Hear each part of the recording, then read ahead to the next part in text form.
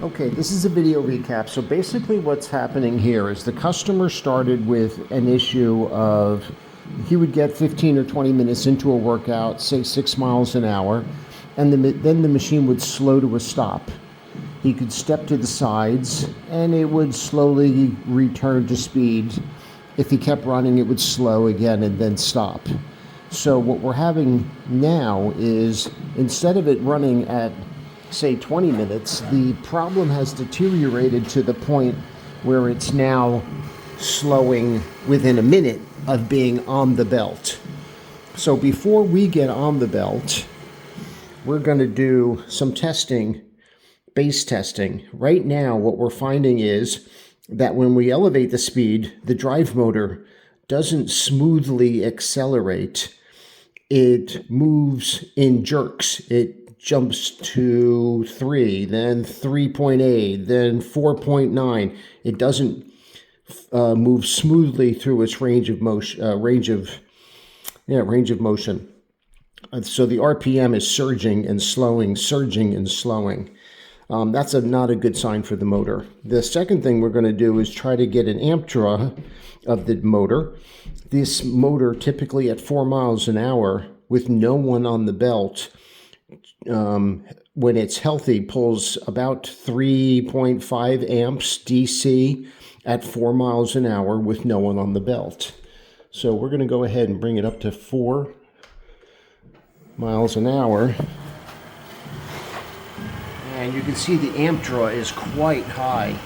Got as high as 9. But even now, when it's up to 4, it's showing an amp draw in the mid-6s to 7.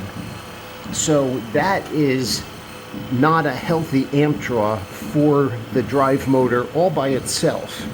So we're looking at a deteriorating performance in the drive motor, shown by the high amp draw.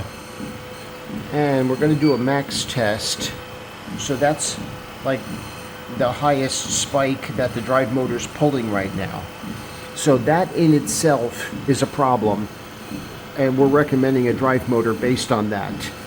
The second issue I'm going to believe is drag.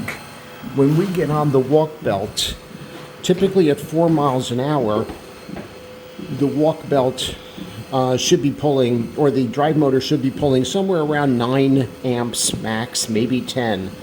When we get on, first of all, there's a definite overspeed condition. It is no longer at 4 miles an hour. And then, on top of that, there's a heavy drag that we can see when we get on it.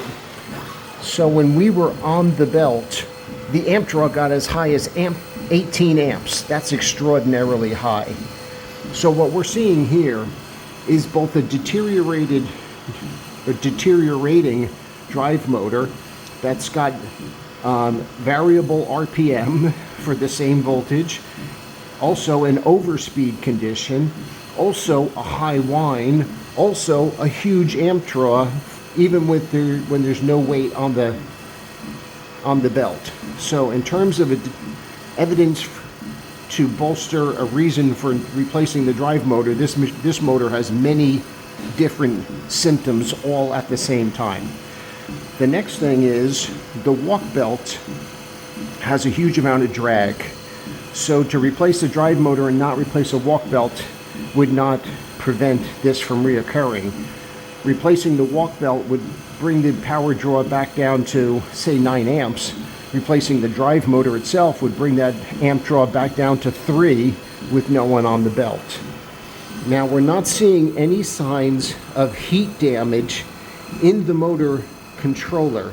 So I'm not seeing anything that would cause me to believe that the motor controller has been anything other than overwhelmed by the condition of the drive motor and the walk belt.